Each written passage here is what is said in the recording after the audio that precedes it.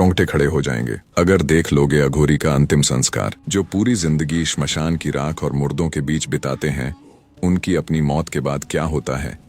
अघोर पंथ में मृत्यु को महाप्रयाण कहा जाता है। अघोरियों का दाह संस्कार कभी नहीं होता, क्योंकि माना जाता है कि अघोरी जीवित रहते ही अपनी देह को शिव को समर्पित कर चुका होता है। वे अपने शरीर को पंच तत्वों में विलीन करने के लिए दो मुख्य विधियों का पालन करते हैं, भू समाधि और जल समाधि। यदि साधु की इच्छा हो तो उन्हें भू समाधि दी जाती है।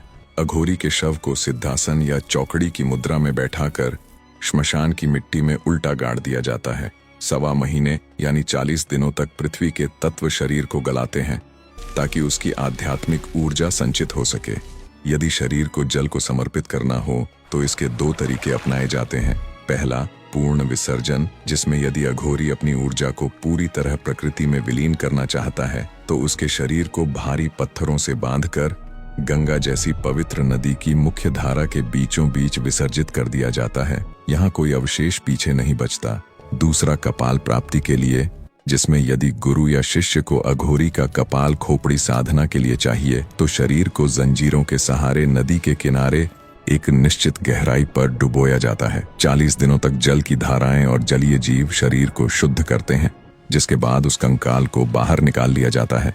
जल से शुद्ध हुई इस खोपड़ी को सबसे शक्तिशाली माना जाता है। 40 दिनों के बाद शुरू होता है सबसे खौफनाक मंजर। साथ ही अघोरी उस गले हुए शव की खोपड़ी को धड़ से अलग कर देते हैं। अब उस खोपड़ी को लोहे की भारी जंजीरों से बांध दिया जाता है। तांत्रिक मान्यताओं के अनुसार अघोरी की आत्मा का एक अंश उस कपाल में रह जाता है। जब उस खोपड़ी में शराब डालकर तंत्र क्रियाएं की जाती हैं तो वह हवा में उछलने लगती है। अगर जंजीर न हो तो वह वहां मौजूद किसी की भी जान ले सकती है। अघोरियों के पास कोई बैंक बैलेंस या जमीन नहीं होती। उनकी सबसे बड़ी जायदाद होती है खोपड़ी। मरने से पहले अघोरी तय करता है कि उसका कपाल कौन सा शिष्य रखेगा। यह एक पावर ट्रांसफर है, जिससे मृत अघोरी की सिद्धियां उत्तराधिकारी को मिल जाती हैं।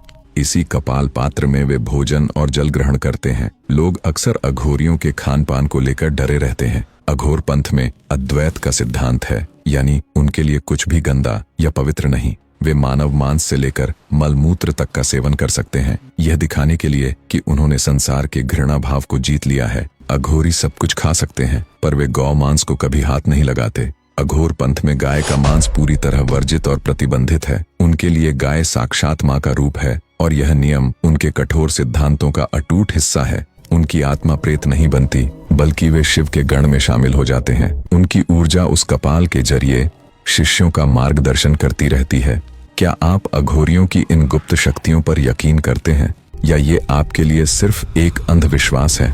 अपने विचार कमेंट में साझा करें और इस वीडियो को शेयर करें ताकि लोग सनातन के इस अनसुने रहस्य को जान सकें।